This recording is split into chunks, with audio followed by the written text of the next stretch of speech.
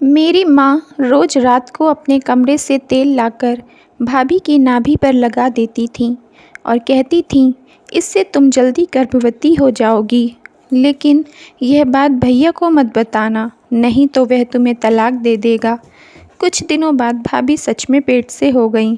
मुझे यकीन नहीं हुआ तो मैंने भी चुपके से वह तेल अपनी नाभि पर लगा लिया। मैं भी पेट से हो गई तो मेरे होश ही उड़ गए। मैं फ़ौरन वह तेल लेकर लेबोरेटरी गई और चेक किया तो मेरे पैरों के नीचे से ज़मीन खिसक गई, क्योंकि मेरी माँ जब भाभी के कमरे में गई तो काफ़ी देर तक बाहर नहीं आई। मैं बाहर से कान लगाए खड़ी थी। आवाज़ें तो आ रही थीं, लेकिन कुछ साफ समझ नहीं आ रहा था। मेरी माँ जब बाहर आई तो मैंने जल्दी से चाय बनाया और भाभी को देने के बहाने उनके कमरे में चली गई। देखा तो भाभी रो रही थीं। मैंने उनसे पूछा कि क्यों रो रही हो, लेकिन वह कुछ नहीं बोली। मैं उन्हें चाय देकर बाहर आ गई। जब मैं भाभी के कमरे से बाहर निकली तो माँ ने मुझे देख लिया। वह बोली कि तू अपनी भाभी के कमरे में क्या करने गई थी? आज के बाद कभी उसके कमरे में कदम नहीं रखना। मेरे भैया शहर में रहकर नौकरी करते थे और भाभी हमारे साथ गांव में रहती थीं। उनकी शादी को 4 साल हो गए थे, लेकिन भगवान ने अब तक उनकी गोद सूनी रखी थी। मेरी माँ को बच्चे बहुत पसंद थे। वह जल्दी से जल्दी दादी बनकर पोता पोती खिलाना चाहती थीं, लेकिन 4 साल बाद तक जब बच्चा नहीं हुआ तो मेरी माँ को चिंता होने लगी। उन्होंने भाभी को बाबा और तांत्रिकों को दिखाना शुरू कर दिया था। वह बस यही चाहती थी कि किसी भी तरह भाभी की गोद भर जाए, क्योंकि रिश्तेदार और पड़ोसी हमारे घर में तरह तरह की बातें बनाने लगे थे। वह लोग अक्सर भैया भाभी के खिलाफ़ कुछ ना कुछ गलत बोलते रहते थे। एक दिन पड़ोस में रहने वाली अनीता आंटी हमारे घर आईं। वह बोली कि यह लो मिठाई खा लो, मेरी बहू को बेटा हुआ है, मैं दादी बन गई हूँ। मेरी माँ ने मिठाई ले लिया। वह बोली, अरे अपनी बहू को भी तो बुलाओ, वह तो कभी हमारे सामने आती ही नहीं है। आएगी भी कैसे? शर्म आती होगी बेचारी को किसी के सामने आने में, बांझ है ना इसलिए। यह दुख तो बहुत बड़ा होता है, जिसके ऊपर बीतता है वही जानता है। मेरी माँ ने भाभी को आवाज़ दिया, वह आ गई। भाभी ने कहा, जी माँ जी। तो अनीता आंटी ने कहा कि मुँह से प्यार जताने से कुछ नहीं होगा, कुछ देना ही चाहती हो तो अपनी सास को दादी बनने का सुख दे दो, पोता पोती डाल दो उसकी गोदी में। मेरी बहू को देखो, अभी पिछले साल ही शादी हुई है, 1 साल के अंदर ही एक स्वस्थ गोलू मोलू सा पोता मेरी झोली में डाल दिया है। मैं तो बहुत खुश हूँ। घर के आंगन में किलकारी गूंजेगी तभी तो अच्छा लगेगा। तुम्हारी शादी को तो 4 साल हो गए, कब तक बांझ होने का कलंक लेकर घूमोगी? अपनी बंजर ज़मीन को भी हरा भरा करो, बच्चा पैदा करो। भाभी ने कहा, आंटी जी यह सब हमारे हाथ में नहीं है, यह तो भगवान की देन है, जब वह देंगे तब हो जाएगा। अनीता आंटी ने भाभी को मिठाई दिया और चली गई। भाभी अपने कमरे में चली गई और 2 घंटे तक बाहर नहीं निकली। जब बाहर निकली तो सीधा माँ को कमरे में चली गई। वहाँ वह लोग बातें कर रही थीं। माँ कह रही थी कि मैं तो तुझे कब से कह रही थी कि मेरी बात मान ले, लेकिन तू सुनने को तैयार नहीं थी। आ गई अब अकल ठिकाने, कैसे बाहर के लोग उल्टी सीधी बातें करते हैं। भाभी ने कहा, माँ जी लेकिन अपने बेटे को ना पता चलने दीजिएगा कि हम लोग क्या कर रहे हैं, वरना बहुत बड़ा अनर्थ हो जाएगा। वह पता नहीं मेरे साथ क्या करेंगे। माँ ने कहा, बहू मैं क्यों बताऊँगी अपने बेटे को ये सब, तो मैं अपने पोते के लिए कर रही हूँ। तू मत भूल जाना, गलती से भी उसे मत बताना, वरना तेरे साथ साथ वह मुझे भी घर से भगा देगा। जब भाभी माँ के कमरे से निकली तो बहुत खुश थीं। वह मुस्कुराते हुए अपने कमरे में चली गईं। पहली बार ऐसा हुआ था जब माँ और भाभी की बात होने के बाद भाभी खुश थीं। इधर मैंने माँ को फ़ोन में बात करते हुए सुना तो मेरे रोंगटे खड़े हो गए। माँ अनीता आंटी से कह रही थी कि वाह अनीता, क्या एक्टिंग है तेरी। एक्टिंग को तो मानना पड़ेगा, जो काम मैं 1 साल से नहीं कर पा रही थी वह काम तूने 1 घंटे में कर दिया। तेरे जाने के बाद मेरी बहू मेरे पास आई थी। वह कह रही थी, माँ जी मैं तैयार हो गई हूँ, मुझे भी माँ बनना है। आप जैसा कहेंगी मैं वैसा ही करूँगी। इससे पहले जब मैं उससे यह सब करने के लिए कहती थी तो बहुत नाटक करती थी। माँ की बात सुनकर मुझे समझ में आ गया था कि मेरी माँ भाभी के साथ गलत काम करने जा रही है। मुझे उन्हें रोकना है, लेकिन कैसे यह समझ नहीं आ रहा था। करीब 1 साल पहले जब जब मेरी माँ भाभी के कमरे में जाती थी तो दोनों में बहस होती रहती थी। जब माँ बाहर आ जाती तो भाभी अपनी ज़िंदगी को बहुत कोसती थी, कमरे में रोती रहती थी, बाहर नहीं निकलती थी। जब से मेरी भाभी की शादी हुई थी उन्होंने कह दिया था कि वह किचन की सारी जिम्मेदारी अकेली ही उठा लेंगी। घर की बहू होने के नाते यह उनका फ़र्ज़ था। इसलिए मुझे और मेरी माँ को किचन में कदम रखने के लिए मना किया था। जब जब माँ भाभी के कमरे में जाती थीं, भाभी कोई काम नहीं करती थीं। वह अपने कमरे से बाहर नहीं निकलती थीं। अगर मैं उनके पास जाती तो मेरी माँ मुझ पर गुस्सा करती थी, मुझे सख्त हिदायत देती थी कि मैं भाभी के पास नहीं जाऊंगी। मुझे कुछ समझ नहीं आता था कि माँ आखिर भाभी के साथ क्या करना चाहती थी। तभी भैया आए थे। भाभी कमरे में रो रही थी। भैया ने भाभी को देखा तो माँ के कमरे में जाने लगे। मैं भी उनके पीछे पीछे माँ के कमरे में आ गई तो वह मुझसे बोले कि अभी तुम यहाँ से जाओ, मुझे माँ से अकेले में कुछ बात करनी है। मैं वहाँ से बाहर आ गई, लेकिन सोचा कि क्या बात हो सकती है, इसलिए मैं बाहर कान लगाकर खड़ी हो गई। भैया माँ से कह रहे थे, आपको कितनी बार मना किया है कि उसे यह सब काम मत करवाया करो। वह गुस्सा दिख रहे थे, कह रहे थे कि अगर तुमने दोबारा ऐसा उसके साथ किया तो मैं उसे लेकर घर छोड़कर चला जाऊंगा और फिर दोबारा तुम्हारे घर में कभी कदम नहीं रखूंगा। बच्चा पैदा करने के लिए यह सब करना गलत है। आपको इतनी छोटी सी बात समझ में नहीं आती है, फिर हमें परेशान नहीं करना, फिर हमें मत बुलाना कि घर आ जाओ, इसलिए यह सब काम मत करो। भैया का गुस्सा देखकर माँ डर गई और उन्होंने कहा, बेटा यह सब तो मैं तेरी औलाद के लिए कर रही हूँ। मैं भी चाहती हूँ कि मेरी गोद में भी मेरा पोता खेले, मेरे घर आंगन में भी बच्चे की किलकारी गूंजे। इसके लिए अगर मैं यह सब करती हूँ तो क्या गलत है, लेकिन अगर तुम्हें यह सब पसंद नहीं है तो मैं ऐसा कुछ नहीं करूँगी। तुम मेरे इकलौते बेटा हो, भगवान के लिए तुम और बहू मुझे कभी छोड़कर मत जाना। मैं ऐसा कोई काम नहीं करूँगी जो कि तुम्हें पसंद नहीं है। मैं तुम्हारे बिना कैसे जीऊँगी, इतना तो सोच लेना चाहिए। एक माँ के दिल से पूछो कि एक बेटे से दूर रहना कितना मुश्किल होता है। माँ को भैया की बात समझ में आ गई। भैया माँ के कमरे से बाहर आए और भाभी के कमरे में जाकर उन्हें समझाने लगें कि तुम्हें घबराने की ज़रूरत नहीं है, माँ तुमसे कोई भी ऐसा वैसा काम नहीं करवाएंगी। मैंने उन्हें समझा दिया है। कुछ दिन भैया हमारे साथ थे, फिर चले गए। भैया के जाने के बाद एक दिन माँ और भाभी कहीं गई हुई थीं। काफ़ी देर बाद घर लौटी तो भाभी चुपचाप रोती हुई अपने कमरे में चली गई और अंदर से दरवाज़ा बंद कर लिया। वह 3 दिनों तक कमरे के बाहर नहीं निकली। माँ ही घर का सारा काम करती थी, फिर किचन का काम करती थी, लेकिन उन्होंने भाभी को एक बार भी कुछ नहीं कहा, ना ही उन्हें बुलाया। और जब मैं उन्हें बुलाने गई तो मुझे भी मना कर दिया। मैं समझ गई कि माँ अभी बदली नहीं हैं।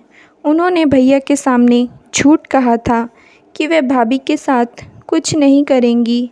मेरी माँ पोते पोती की आस में इतनी ज़्यादा पड़ चुकी थी कि वह भाभी के साथ पता नहीं क्या करना चाहती थी। भाभी बेचारी रो रो कर उनका बुरा हाल रहता था। मुझे यह सब बर्दाश्त नहीं होता था। मैं भाभी को इस हाल में नहीं देख सकती थी।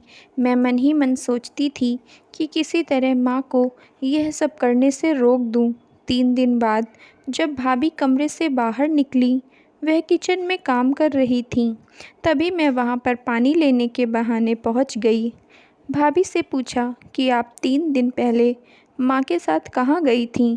मेरी बात सुनकर मेरी भाभी के तो चेहरे का रंग ही फीका पड़ गया।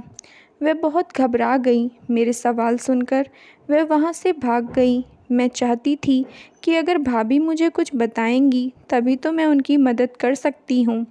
बिना बताए मैं उनकी मदद कैसे करूँगी? अब मेरी भाभी उस दिन से मेरे पास भी नहीं आती थी। वह मुझे देखकर डरी डरी सी रहती थी, मुझसे कटी कटी सी रहती थी, कभी नज़रें नहीं मिलाती थी, क्योंकि जब भी मैं उन्हें देखती थी तो यही पूछती थी। वह शायद मेरे सवाल से डरती थीं या मुझे कुछ बताना ही नहीं चाहती थीं, इसलिए मुझसे नज़रें छुपाकर रहने लगी थीं। अनीता आंटी के घर आने के बाद जब भाभी ने माँ की शर्त को मान लिया तो माँ ने कहा कि ठीक है, कल शाम 5 बजे तैयार रहना, हम दोनों चलेंगे। मेरी भाभी तो कमरे में जाकर आराम से सो रही थी, लेकिन मुझे पूरी रात नींद नहीं आई थी, क्योंकि पता नहीं मेरी भाभी के साथ क्या होने वाला था। मुझे उनकी चिंता हो रही थी। अगले दिन भाभी रोज़ की तरह ही उठी और घर का सारा काम किया। उसके बाद में खाना बनाया और खाना बनाने के बाद में सब लोग खाकर अपने कमरे में लेट गए। जब शाम हुई तो मैंने देखा भाभी एक सुंदर सी अच्छी सी साड़ी पहनकर तैयार खड़ी थी। भाभी को तैयार देखकर माँ ने कहा, तू यहीं रुक, तुझे कहीं जाने की ज़रूरत नहीं है। मैंने सोचा लगता है माँ को अपनी गलती का एहसास हो चुका है, इसलिए वह भाभी को लेकर नहीं जा रही हैं। वह अकेले ही रात में एक पोटली लेकर बाहर निकलीं और 2 घंटे बाद वापस आईं। मैंने उन्हें देखा, वह पोटली लेकर चुपचाप अपने कमरे में चली गईं। उन्होंने मुझे नहीं देखा। उसके बाद से मेरी माँ हर रोज़ रात को भाभी की नाभि में एक तेल लगा देती थी और कहती थी कि इससे तुम्हारा जल्दी बच्चा हो जाएगा, लेकिन भैया को कुछ मत बताना वरना वह तुझे तलाक दे देगा। मुझे माँ की बातों पर विश्वास नहीं हो रहा था, क्योंकि मैं एक मेडिकल स्टूडेंट थी और अभी तक मेरी पढ़ाई में मैंने देखा था कि किसी भी ऐसी चीज़ की खोज नहीं हुई है कि जिसे लगाने से कोई भी औरत गर्भवती हो जाए। लेकिन मैं हैरान हो गई जब एक दिन भाभी ने माँ को खुशखबरी सुनाई और कहा कि वह पेट से हो गई हैं। माँ और भाभी दोनों ही बहुत खुश थीं। उन्होंने यह खुशखबरी भैया को भी सुनाया तो भैया भी बहुत खुश हुए, लेकिन मैं जानती थी कि ऐसा कुछ नहीं हो सकता, इसलिए मेरे मन में एक डर बैठ गया था। मैंने भैया को फ़ोन किया कि भैया आप जल्दी से आ जाओ, मुझे आपकी याद आती है। भैया ने कहा, अभी तो मैं नहीं आ सकता, क्योंकि अभी कंपनी के कई एम्प्लॉयज़ छुट्टी पर गए हुए हैं। सबको एक साथ छुट्टी नहीं मिल सकती है, लेकिन जैसे ही मुझे छुट्टी मिलेगी मैं तुरंत घर आ जाऊंगा। दरअसल मैं उन्हें बुलाकर यह सब दिखाना चाहती थी। मैंने सोचा कि अगर यह तेल लगाने से भाभी प्रेग्नेंट हो सकती हैं तो मैं भी लगा कर देखती हूँ, क्योंकि ऐसा तो होना मुश्किल है।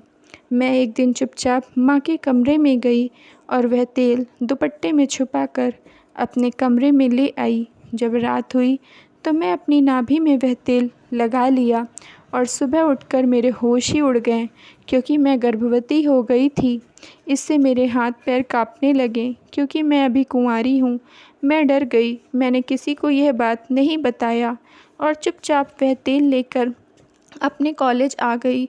कॉलेज की लेबोरेटरी में ले जाकर उसे मैडम को दिखाया।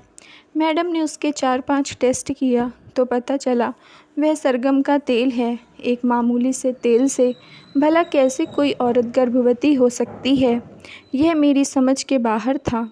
मैं डॉक्टर के पास गई तो डॉक्टर ने मुझे जो बताया उसके बाद तो मेरा दिमाग ही ठंडा पड़ गया, क्योंकि डॉक्टर ने कहा कि मुझे फूड पॉइज़निंग हो गया है, जिसकी वजह से मुझे उल्टियाँ आ रही हैं।